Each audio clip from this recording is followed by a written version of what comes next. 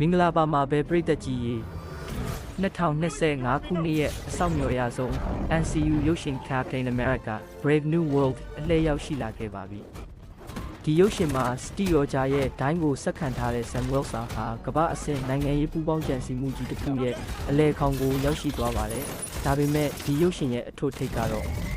သူ့ရဲ့အကြီးမားဆုံးရန်သူအသစ်နဲ့ရင်ဆိုင်ရတဲ့အချိန်မှာပဲဟုတ်ပါတယ်။အဲ့ဒါကတော့သမရတာဒီရဲ့ရော့တိုးမဟုတ် Red Hawk ပဲဖြစ်ပါတယ်ဒီနေ့မှာတော့သူတို့နှစ်ယောက်ရဲ့ရှေ့ချမ်းတဲ့တိုက်ပွဲနဲ့ဇလန်းအလှည့်ပြောင်းတွေကိုဝိခလုပ်ပေးသွားမှာပါဇလန်းကသမရ Ross က Captain America ကိုအစိုးရရဲ့တရားဝင်စစ်ဖက်ဆိုင်ရာယာရုတစ်ခုပေးချင်တာကနေစပါတယ်ဒါပေမဲ့ဆန်ကလွတ်လပ်တဲ့ CEO တယောက်ဖြစ်ပဲနေခြင်းပြီးသဘောထားကွဲလွဲကြတာပေါ့အခြေအနေတွေကပိုဆိုးသွားတာကတယ်လီဒါလို့ခေါ်တဲ့ Samuel Stan ရဲ့ကျူးကန်မှုကြောင့် White House မှာလှုပ်ကြံမှုတစ်ခုဖြစ်ပွားခဲ့ပြီးနောက်ပိုင်းမှာပါသမရ Ross ဟာသူ့ရဲ့ကျန်းမာရေးအခြေအနေနဲ့စိတ်ဖိစီးမှုတွေကြောင့်တဖြည်းဖြည်းဒေါသကိုမထိန်ချုပ်နိုင်ဖြစ်လာပြီးနောက်ဆုံးမှာတော့ကျွန်တော်တို့မျှော်လင့်ထားတဲ့အကောင်ကြီးထွက်ပေါ်လာပါတော့တယ်ဒီအခန်းကတော့ရုပ်ရှင်တစ်ခုလုံးရဲ့ highlight ပါပဲလှုပ်ကြံခံရပြီးတေလူမျိုးပါဖြစ်နေတဲ့သမရ Ross ဟာစူပါဆိုဂျာစီယန်နဲ့ Gamma Radiation ပေါင်းစပ်မှုကြောင့်လူကောင်ကြီးထွားလာပြီးအရေးပြားတွေညီရဲလာပါတယ်ဟုတ်ပါတယ်ဒါဟာကွန်မစ်ပရိသတ်တွေစောင့်မျှော်နေတဲ့ Red Hawk ကြီးပါပဲရူဘန်နာရဲ့ဟောနဲ့မတူတာက Red Hawk ကစစ်ရေးအတွေ့အကြုံရှိတဲ့ဗိုလ်ချုပ်ဟောင်းတစ်ယောက်ဖြစ်တဲ့အပြင်သူ့ရဲ့ပူပူချိန်ကဝိတောက်ဖြစ်တဲ့အချိန်နှိမ့်တင်နိုင်စွမ်းရှိပါတယ်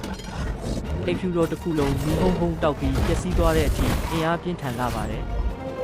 ဒီတိုက်ပွဲကတကယ်ကို David Psychology ပါပဲဆန်ဝဲဆန်မှာစူပါဆိုဂျာစီယန်မရှိပါဘူးသူကတာမန်လူသားတစ်ယောက်ပါဒါပေမဲ့သူ့မှာ Vibranium အတောင်ပံတွေတိုင်းနဲ့သူ့ရဲ့ဉာဏ်ရှိပါတယ်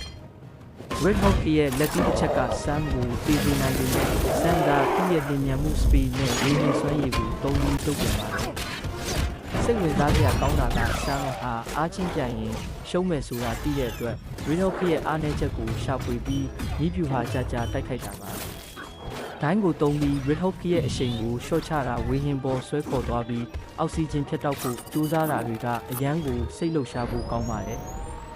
တိုက်ပွဲရဲ့အဆုံးသတ်မှာတော့ Sam Wilson ဟာ Captain America ဆိုတာကြွတာအားကိုပြီးတိုက်ခိုက်တာမဟုတ်ပဲစိတ်ဓာတ်ခိုင်မာမှုနဲ့လူသားဆန်မှုဆိုတာကိုသက်သေပြခဲ့ပါတယ်သူဟာ Red Hawk ကိုအနိုင်ယူဖို့တက်ဖြတ်တာမျိုးမလုပ်ဘဲ Ross ရဲ့လူစိတ်ကိုပြန်ခေါ်ပြီးကဘာကြီးကိုကယ်တင်နိုင်ခဲ့ပါတယ်ဒီစင်မှာ Anthony Mackie ရဲ့တရုတ်ဆောင်ချက်နဲ့ Harrison Ford ရဲ့မျက်နှာပေးတွေကတကယ်ကိုကြက်တီးထစေရပါပဲကဲ Captain America Brave New World ဟာ action အခန်းတွေတင်မကပဲနိုင်ငံရေးပရိယေတွေနဲ့ Sam Wilson ရဲ့ hero တယောက်အနေနဲ့ရင့်ကျက်လာပုံကိုတည်တည်ချာချာရိုက်ပြသွားတဲ့ကားကောင်းတကားပါမိတ်ဆွေတို့ပေါ် Red Hawk ရဲ့ဒီ design ကိုကြိုက်ကြရဲ့လားSam Wilson ကို Captain America ဖြစ်လက်ခံနိုင်ပြီလား